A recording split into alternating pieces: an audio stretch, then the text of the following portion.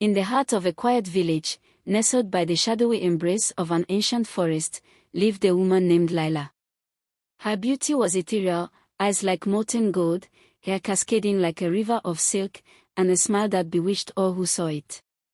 Every man in the village dreamed of her, but she had eyes for only one, Roj, the blacksmith. Roj was strong and kind, his laugh infectious and his heart pure. Despite his modest station, he had worked tirelessly to win Lila's affection, and to his amazement, she accepted his proposal.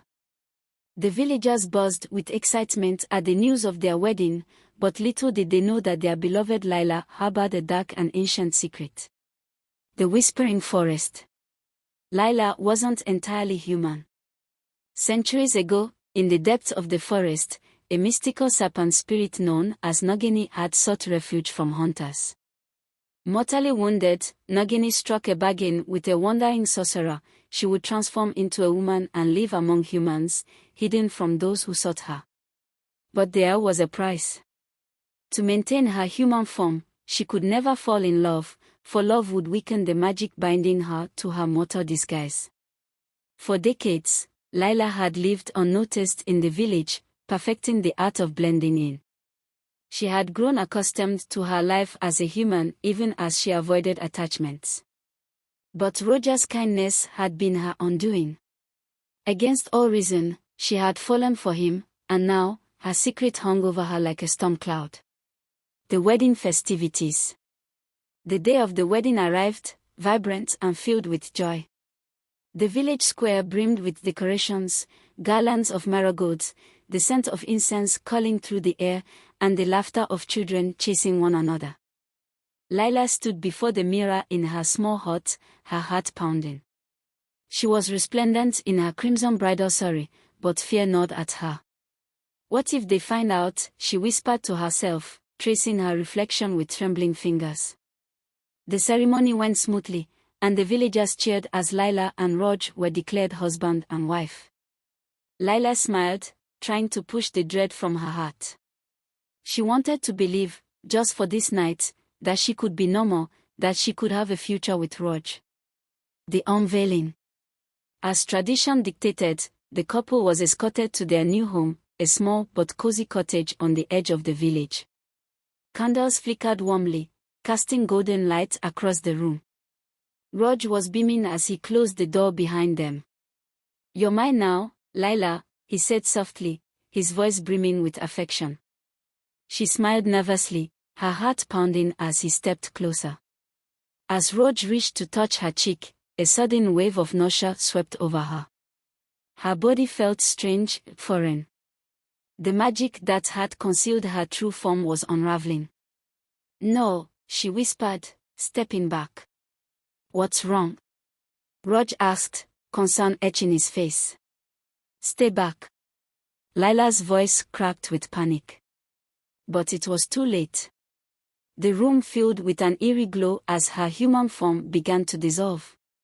Scales erupted across her skin, her legs fused into a tail, and her eyes gleamed with an otherworldly light.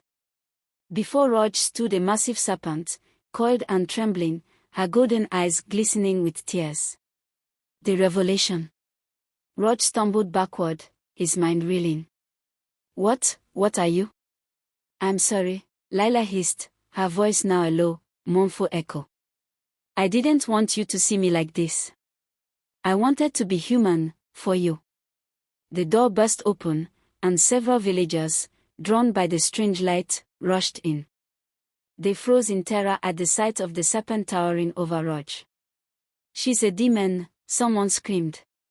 "No. Please." Lila pleaded, but her voice only sent the villagers into a frenzy. They grabbed whatever weapons they could find, pitchforks, sickles, even burning torches, and surrounded her. Roj, still stunned, held up a hand.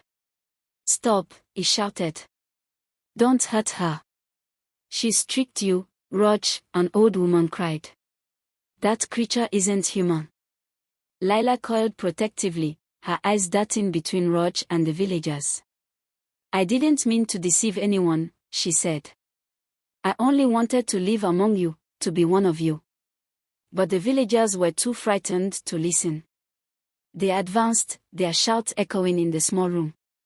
A sacrifice for love. Rog stepped in front of Lila, shielding her with his body.